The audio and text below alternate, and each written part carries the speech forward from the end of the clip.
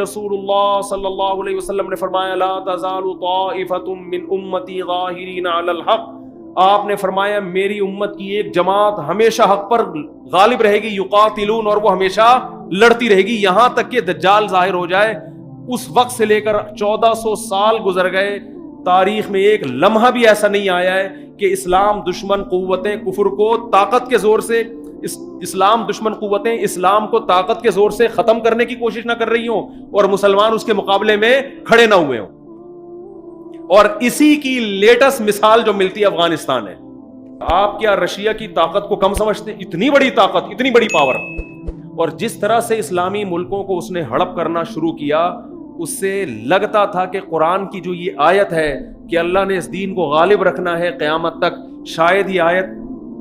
صحیح نہیں ہے۔ کیونکہ رشیا، میں تو ان ملکوں میں جا کے میں نے اپنی آنکھوں سے دیکھا ہے،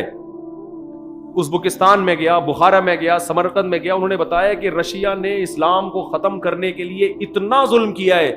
کہ اگر کسی کے وضو کا نشان بھی نظر آتا تھا اس کو فوراً قتل کر دیا جاتا تھا۔ وہاں میں نے لوگوں سے انٹرویو لیے، انہوں نے بتایا کہ ہمارے باپ دادا پہ جو ظلم ہوا ہے، گھروں کے اندر انہوں نے تہخانوں کے اندر شراب خانے کھولے، جنہوں نے اسلام کو محفوظ رکھنا تھا انہوں نے کیا شراب خانے کھولے، وہاں لڑکیاں وڑکیاں لا کے رکھی تاکہ اگر چھاپا پڑے تو لگے کہ یہ کیا ہے، عیاشی کا اڈا، اور وہاں قرآن رکھ کے اپنے بچوں کو قرآن پڑھانا شروع کیا، اس طرح سے محفوظ کیا۔ پھر بھی اگر کسی کی مخبری، یہاں تک کہ اگر کسی بچے کو سلام کرتا ہوا دیکھ لیا جو السلام علیکم کہہ رہا ہے، اسے گرفتار کیا کہ تجھے یہ سلام کس نے سکھایا، اس کو قتل کر دیا ہے۔ یہ جو دنیا میں آج بڑے بڑے پاورفل کنٹری بنتے ہیں نا، جو دنیا کو لبرلزم کو براڈ مائنڈڈ بنو، ہر ایک کو اپنے جینے کا حق ہے، یہ جینے کا حق صرف ان کے اپنے لیے، دنیا میں اپنے علاوہ کسی اور کو یہ جینے کا حق نہیں دیتے۔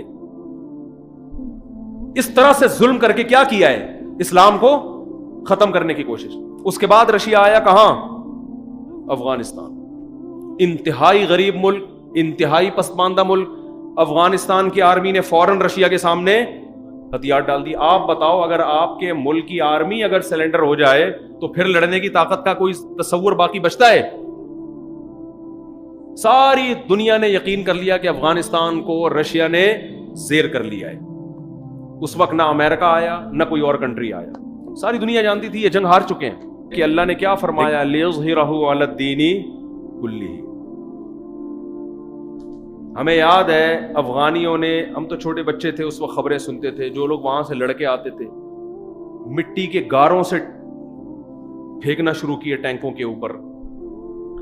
100 آدمی ٹینکوں کے سامنے آ کے کھڑے ہو جاتے تھے، شہید ہو رہے ہیں، بالآخر ایک جا کے ٹینک پہ قبضہ کر رہے ہیں۔ اتنی قربانیاں دی ہیں کہ 16 لاکھ تو آفیشلی یہ رپورٹ ہے، حقیقت اس سے کئی گنا افغانوں کی پوری نسل کٹ گئی اس میں۔ ہر گلی میں لڑائی ہوئی، ہر محلے میں لڑائی ہوئی، وہاں کے علماء، مدارس کے لوگ کھڑے ہوئے، یونیورسٹیوں کے، کالج، جس کے ہاتھ میں جو آیا انہوں نے اتنا لڑے شہادت، اور پھر اللہ نے آسمان سے ان کی مدد دکھائی، ان شہداء کے خون میں خوشبو سنگھائی اللہ نے ان کو۔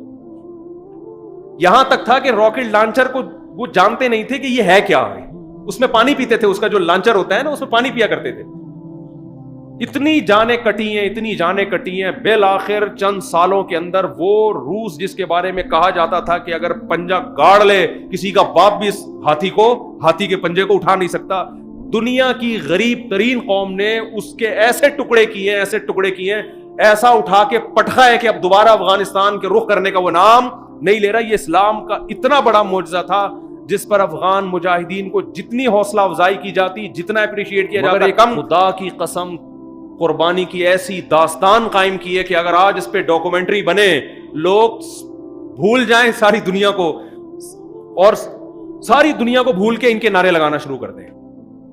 ایسی میں جانتا ہوں ایسے گھروں کو، 10 بیٹے ہیں، ایک شہید ہوا، دوسرا شہید ہوا، تیسرا شہید ہوا، چوتھا شہید ہوا، 5واں، 6واں، 7واں، 8واں، 9واں، 10 کے 10 شہید ہو گئے، گھر میں عورتوں کے علاوہ کوئی بھی باقی نہیں بچا، پورے گاؤں ملیا میٹ ہو گئے۔ مگر جیسے ایک سانپ کو اگر ایک چیونٹی دبوچتی ہے تو ایک جب پکڑ لینا تو وہ مرے یا جیے، لیکن آہستہ آہستہ دوسری، تیسری، چوتھی، 5ویں، 6ٹھی، 7ویں، تو سانپ اپنے پھن کے باوجود اور زہر کے باوجود بالآخر ان چیونٹیوں سے ان کی استقامت کی وجہ سے شکست کھاتا ہے۔ آپ کو پتہ ہے قطر میں جب ابھی طالبان کا اجلاس ہوا ہے اور امریکہ کے جرنل نے سے طالبان کے کمانڈر نے بہت بدتمیزی سے بات کی تو قطر کے کوئی شہزادے تھے, انہوں نے کہا کہ آپ یہ امریکہ کا جرنل ہے, اس سے آرام سے بات کریں. اس نے کہا یہ تمہارا باپ ہوگا, میرا باپ نہیں ہے.